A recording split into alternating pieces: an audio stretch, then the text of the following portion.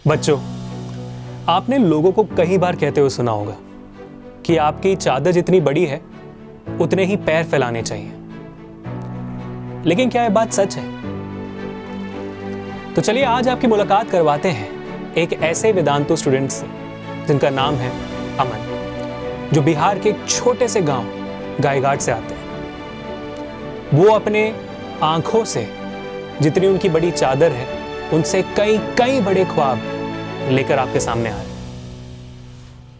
मेरा नाम अमन कुमार है और मैं गायघाट मुजफ्फरपुर बिहार से हूँ, जो एक ग्रामीण क्षेत्र है। मेरे पिताजी किसान हैं, जो मुझे कैसे कैसे करके पैसा देकर आईआईटी की तैयारी करने के लिए मुझे वेदांतु जैसे बड़ी कोचिंग में पढ़ने का मौका दिए हैं। और मैं इसलिए वेदांतु में आया क्योंकि मुझे इंजीनियर बनना था और आईआईटी से ही इंजीनियर बनना है, इसलिए मैंने वेदांतु में एडमिशन लिया। और मैं इंजीनियर इसलिए बनना चाहता हूँ क्योंकि मैं अपनी एक कंपनी खोलना चाहता हूँ और जिससे बहुत सारा पैसा कमाए और दुनिया की वर्ल्ड लेवल की कंपनी को टक्कर देना चाहता हूँ, जो इंडिया में पैठ जमाए बैठी है, जिसके मोबाइल, आईफोन इत्यादि हर व्यक्तियों के हाथों में है, जिससे मैं इंडियन ब्रांड को प्रमोट करना चाहता हूँ।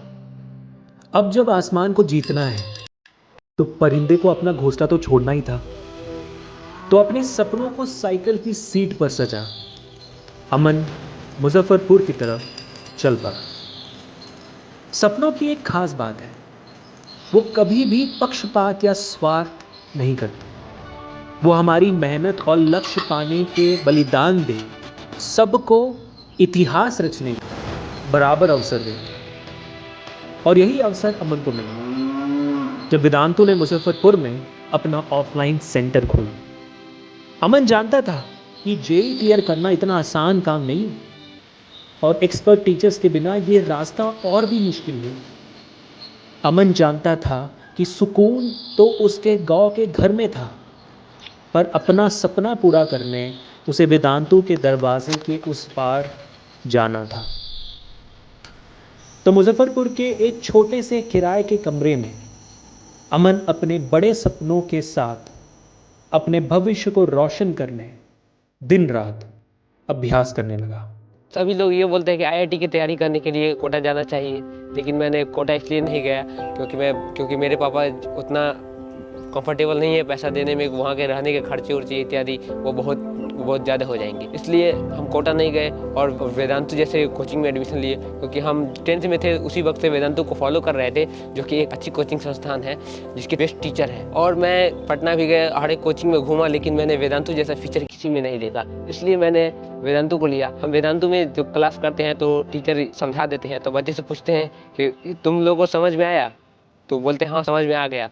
ऐसे सभी कोचिंग में होती है, लेकिन बच्चे कुछ तो नहीं समझते हैं, लेकिन बोल देते समझ में आ गया। तब टीचर ये करते हैं कि वो क्वेश्चन पूछ देते हैं, कुछ कर देते हैं, तो और उसमें बच्चे जवाब देते हैं, और जो गलत जवाब देते हैं उसको समझाते हैं कि अरे तुम्हारा क्यों गलत हुआ। तो वो बच्चे बताते हैं कि ये सर ये नहीं हुआ, तो उनको समझाते हैं कि ये ऐसे से ऐसे होगा। उसके बाद हम लोग को महीने में 2 बार टेस्ट होते हैं, और जब टेस्ट हम देते हैं उसको फिर एनालिसिस करते हैं। फिर हमारे कोऑर्डिनेटर लोग वो चेक करते हैं कि बच्चे कैसे बनाए हैं, और फिर बताते हैं कि वो लोग कैसे टेस्ट देना चाहिए। देखो तुम्हारी गलती क्या हुआ है। हमारे कोऑर्डिनेटर जैसे शुभम सर है, रवि सर है, आशुतोष सर है इत्यादि ऐसे सर हैं, जो बहुत भाई की तरह मानते हैं, छोटे भाई की तरह और एक अपने बच्चे की तरह, और वो बताते हैं कि कैसे पढ़ना चाहिए। वो मोटिवेट भी करते हैं, वो हर समय तैयार रहते हैं। मैं अपने आप को लकी महसूस करता हूँ कि मैं अब आईआईटी जैसे कंपटीशन को क्वालिफाई कर लूँगा, क्योंकि हमको वेदांतु के मास्टर टीचर से और इंडिया के बेस्ट टीचर से पढ़ने का मौका मिला है।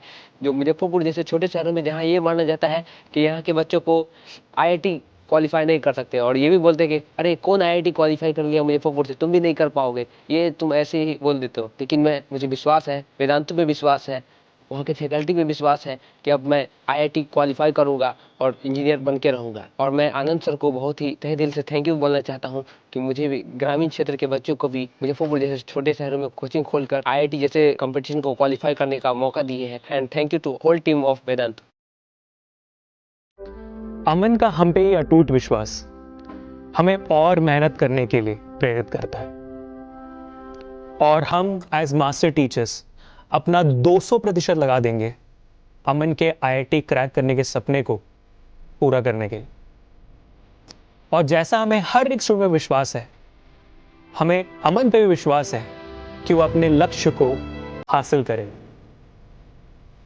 तो बच्चों, फैसला अब आपका है कि क्या आपको अपने पैर चादर जितने ही फैलाने चाहिए कि अमन के जैसे अपने सपनों की तरफ दौड़ना चाहिए।